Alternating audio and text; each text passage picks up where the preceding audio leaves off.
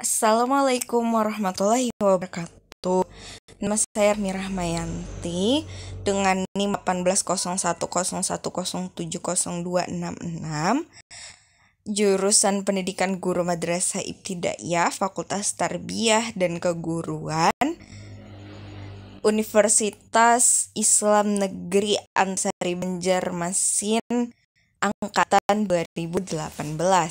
Di sini saya akan mencoba untuk menjelaskan sebagian kecil dari buku yang saya baca, yakni buku yang judulnya Multiple Intelligences and Leadership oleh Ronald A. Riggio dan kawan-kawan. Sebagai tugas mata kuliah leadership yang diampu oleh Bapak Dr. Ani Cahyadi, MPD. Selamat menyaksikan. Baik, di sini saya akan menjelaskan sedikit tentang multiple intelligence. Multiple intelligence itu adalah kecerdasan yang beragam gitu ya. Jadi di muka bumi ini kecerdasan itu tidak hanya ada satu, tapi ada banyak sekali ragam kecerdasan. Yang paling umum yang sering kita dengar di sub-sub pendidikan biasanya ada 3 kecerdasan. Yang pertama itu adalah kecerdasan kognitif, yang kedua itu kecerdasan afektif, dan yang ketiga adalah kecerdasan psikomotorik. Dari ketiga kecerdasan tersebut sebenarnya ada lebih banyak lagi kecerdasan yang ada. Misalnya ada kecerdasan emosional, kecerdasan sosial, kecerdasan sosiopolitik, kecerdasan linguistik gitu ya, dan lain-lain gitu. Jadi kecerdasan itu tidak hanya lagi dinilai dari kecerdasan kognitif saja, tapi ada banyak sekali kecerdasan lain yang mendukung. Dan di sini saya juga akan menjelaskan sedikit tentang leadership. Leadership atau yang dalam bahasa Indonesianya itu adalah kepemimpinan. Menurut beberapa ahli adalah kemampuan seseorang untuk mempengaruhi orang lain untuk menggapai tujuan tertentu. Itu adalah pengertian dari leadership. Lalu di sini kita akan melihat gitu, apakah hubungannya antara kecerdasan dan kepemimpinan. Apakah ada hubungannya gitu ya, kecerdasan dan juga kepemimpinan itu. Lalu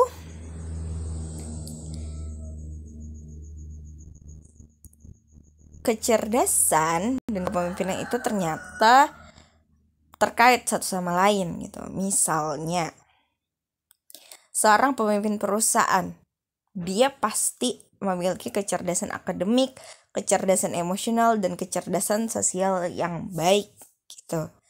Selain itu, misalnya kita cari contoh lain gitu. Misalnya pemain sepak bola. Pemain sepak bola walaupun dia tidak memerlukan kecerdasan kognitif yang luar biasa gitu, tapi dia di sini memerlukan sekali kecerdasan olah tubuh atau olah fisik, dan juga kecerdasan sosial dan emosional gitu.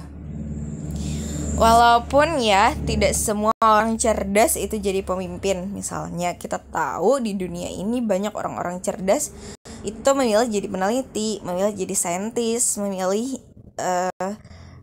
jadi ibu rumah tangga. Misalnya dia tidak jadi pemimpin. Tapi seorang pemimpin itu pastilah orang yang cerdas. Misalnya saja kita tahu seorang presiden tidak akan terpilih menjadi presiden kalau dia tidak memiliki kecerdasan gitu yang mendukung, dan kecerdasan yang membuat orang-orang itu mau untuk memilih dia sebagai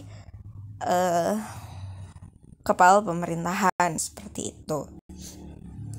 Jadi ada banyak orang-orang hebat gitu yang menjadi pemimpin yang mereka pasti cerdas gitu, walaupun tidak semua orang cerdas pasti menjadi pemimpin. Jadi kesimpulannya adalah kecerdasan dan kepemimpinan itu saling kait satu sama lain.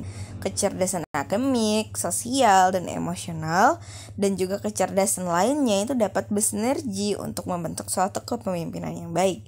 Ya tadi, walaupun orang itu pintar secara akademik, tapi dia tidak mampu untuk mensinergikan berbagai kecerdasan yang ada, maka dia tidak bisa menjadi pemimpin. Maka dari itu memang ada orang yang terlahir sebagai seorang pemimpin karena dia bisa mensinergikan berbagai kecerdasan yang ada, dan juga ada orang yang memang dia punya kecerdasan akademik untuk pengembangan di bidang teknologi dan sains misalnya.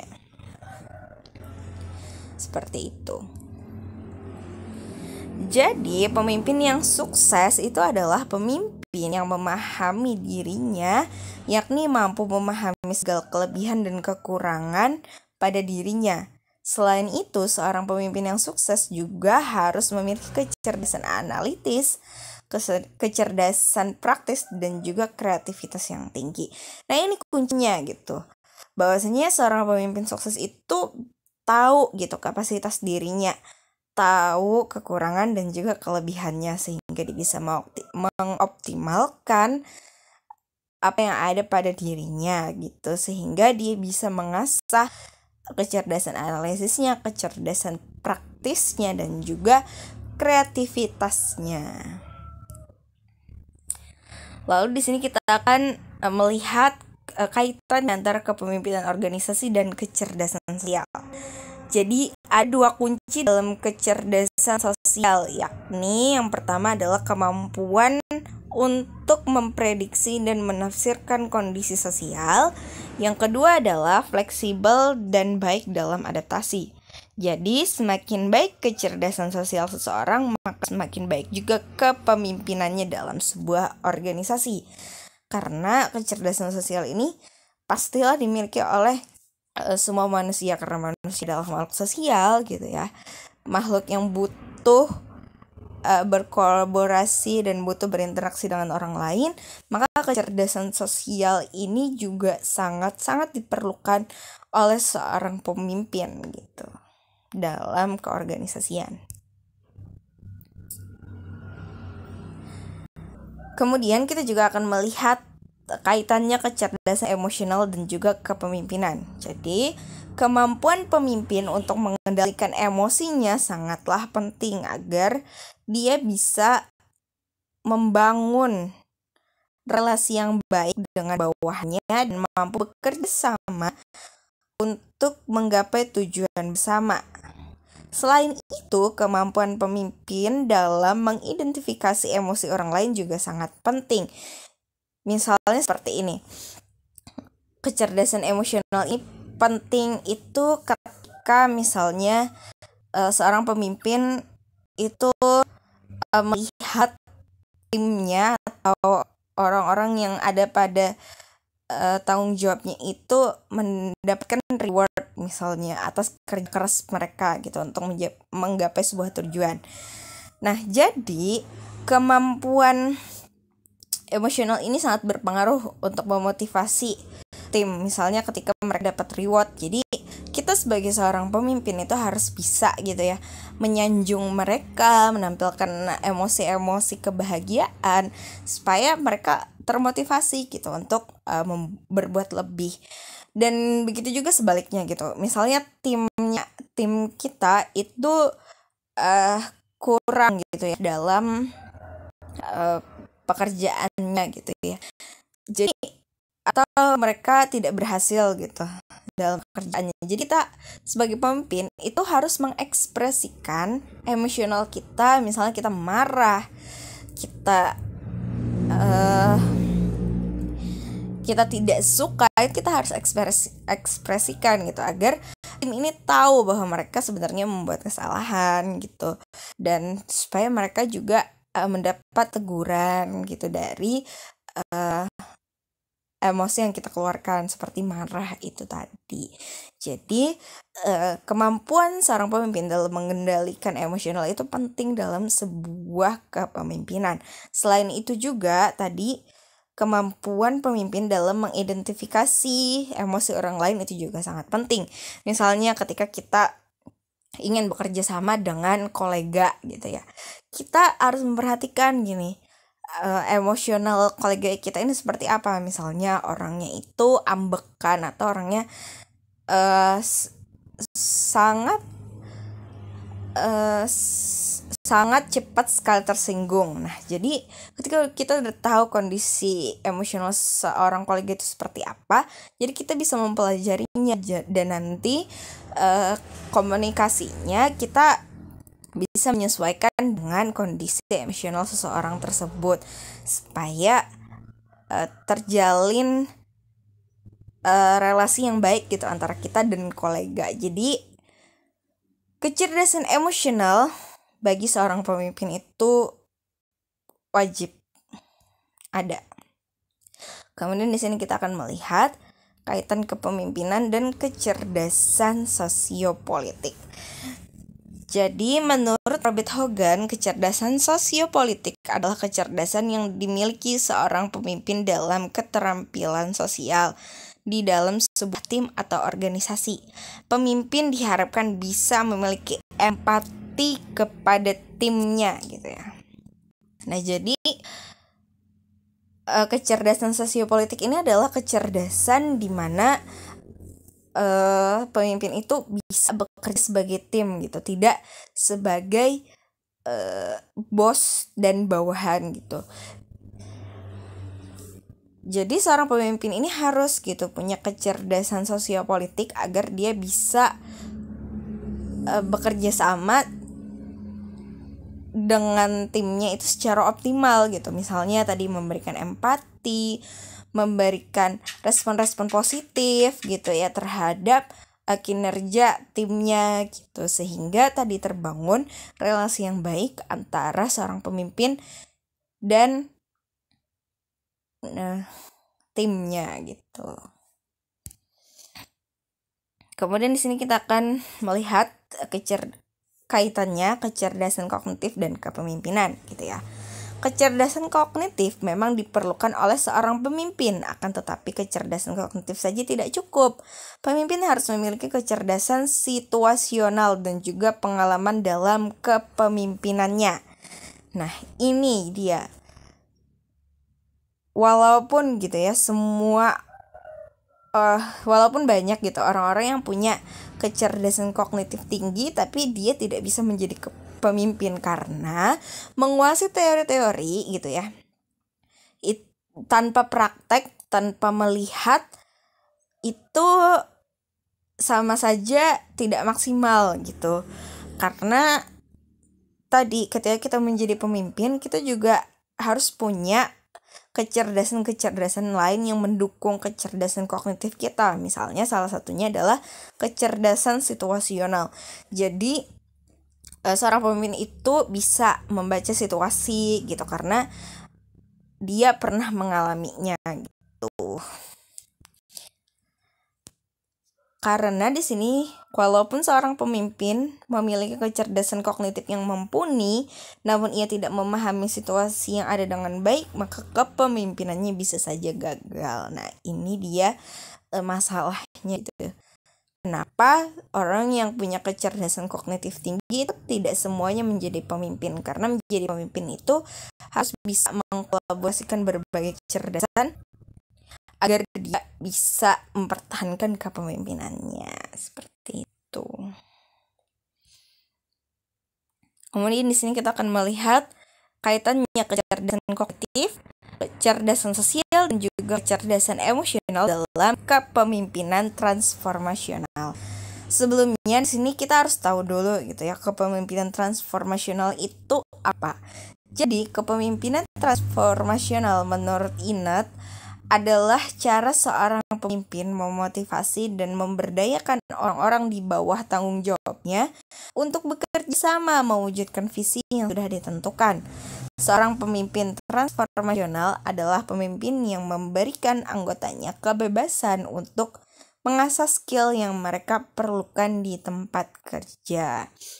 Jadi itu adalah karakteristik pemimpin transformasional menurut Inet. Kemudian menurut Bernard Bass, dia itu meneliti gitu 3 kecerdasan yang mendukung kepemimpinan transformasional. Ternyata ada 3 gitu ya kecerdasannya. Yang pertama, kecerdasannya adalah kecerdasan kognitif, yang kedua adalah kecerdasan sosial, dan yang ketiga adalah kecerdasan emosional. Menurut Bass gitu ya, ketiga kecerdasan ini harus dimiliki oleh seorang pemimpin transformasional agar pemimpin mampu menginspirasi dan memotivasi orang-orang yang bekerja dengannya. Karena tadi kecerdasan kognitif saja tidak cukup gitu bagi seorang pemimpin. Pemimpin juga harus punya kecerdasan sosial agar dia bisa membangun relasi dengan orang lain, emosional juga gitu agar dia bisa memotivasi orang lain untuk bisa berbuat lebih, seperti itu. Makanya kecerdasan kognitif, sosial, dan emosional ini sangat penting dalam kepemimpinan transformasional.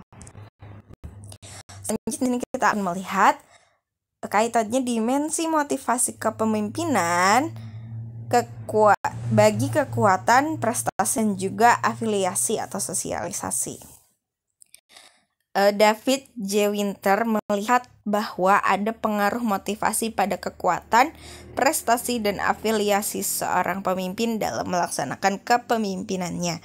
Motivasi yang positif itu mampu mengembangkan pola pikir dan pola kreatif seorang pemimpin yang berguna untuk mempertahankan kekuatannya, prestasinya, dan juga afiliasinya kepada koleganya dan dengan orang-orang yang bekerja dengannya.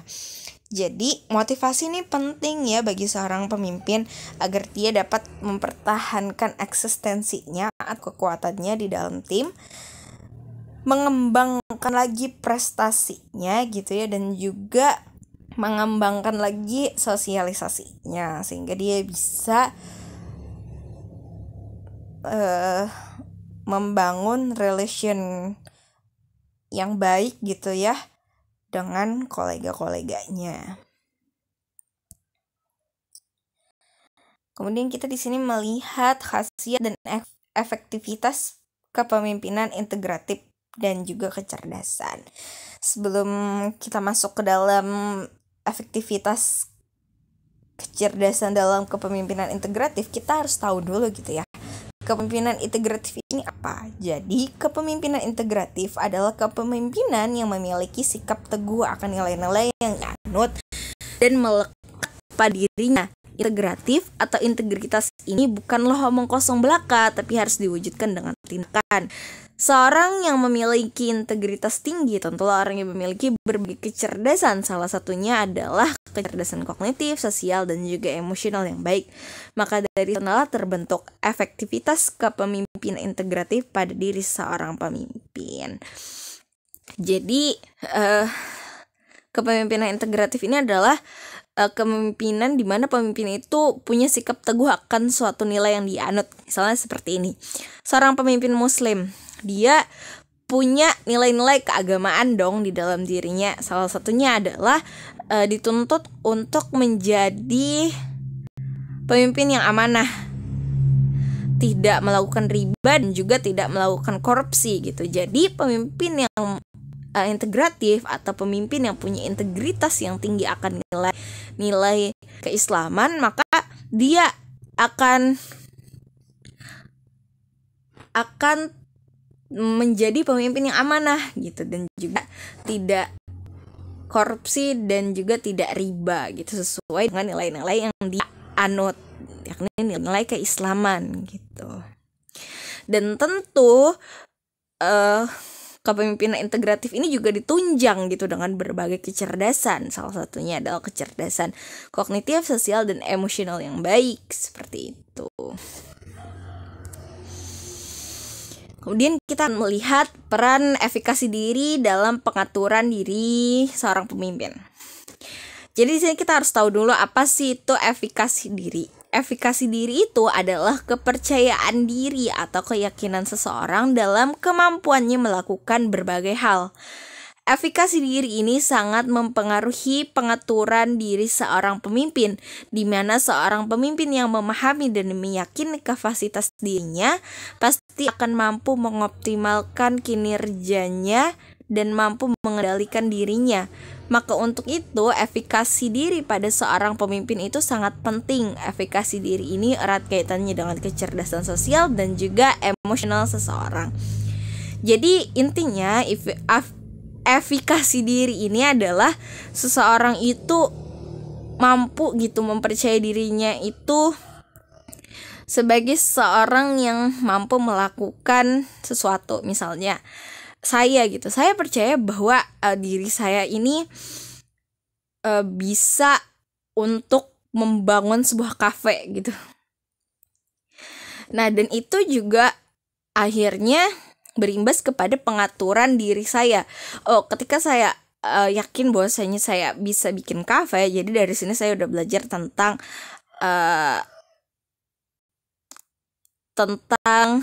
perkopian gitu, tentang dessert misalnya, atau tentang makanan-makanan kecil pendamping kopi gitu.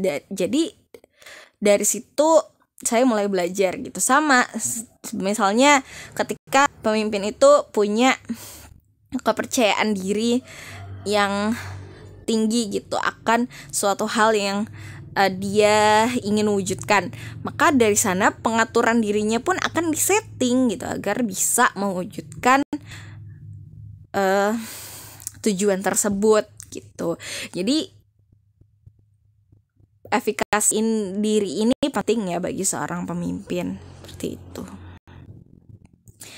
Kemudian kita akan melihat keterkaitan kecerdasan budaya dan juga kepemimpinan. Jadi di sini kecerdasan budaya itu adalah suatu kecerdasan yang merujuk pada kemampuan individu dalam memahami, berpikir, dan berperilaku secara efektif dalam situasi-situasi yang berkaitan dengan perbedaan antar budaya. Ya, ini sangat berlaku ya bagi kepemimpinan di Indonesia gitu, karena kita kultur budayanya itu sangat beragam gitu. Jadi kita bisa gitu menyesuaikan diri dengan orang lain gitu, atau menyesuaikan diri dengan tim yang kita tanggung jawabi gitu. Kecerdasan budaya ini sangat diperlukan seorang pemimpin untuk bisa berinteraksi dengan orang-orang yang memiliki kebudayaan yang berbeda dan kultur yang berbeda. Ya tadi, selain bekerja sama dengan orang yang budayanya berbeda dalam satu negara, kita juga bisa gitu dengan kecerdasan budaya ini bekerja sama dengan orang dari lintas negara dan juga lintas kebudayaan. Jadi sangat penting seorang pemimpin ini punya kecerdasan budaya sehingga dia itu bisa membangun relasi yang lebih luas lagi. Dan yang terakhir, kita akan melihat keterkaitan kecerdasan budaya dan interpersonal pemimpin gitu ya. Kecerdasan budaya ini adalah kecerdasan yang terbentuk dari kecerdasan sosial dan juga emosional seorang pemimpin gitu ya. Ketika seorang pemimpin mampu menguasai kedua kecerdasan tersebut dan mampu merepresentasikan dirinya di depan kolega dan orang-orang yang bekerja dengannya dengan baik, maka terbentuklah interpersonal pemimpin yang baik. Jadi interpersonal adalah kemampuan seorang untuk bersosialisasi dan membangun relasi yang baik dengan orang lain agar bisa bekerja sama dalam mewujudkan tujuan. Jadi tadi kecerdasan budaya ini akan menghasilkan interpersonal yang baik bagi seorang pemimpin. Mungkin itu yang dapat saya sampaikan terkait buku yang saya baca, yakni buku Multiple Intelligence dan Leadership. Sekian dari saya. Apabila ada kesalahan kata dan tutur, Mohon dimaafkan. Terima kasih atas perhatiannya. Wassalamualaikum warahmatullahi wabarakatuh.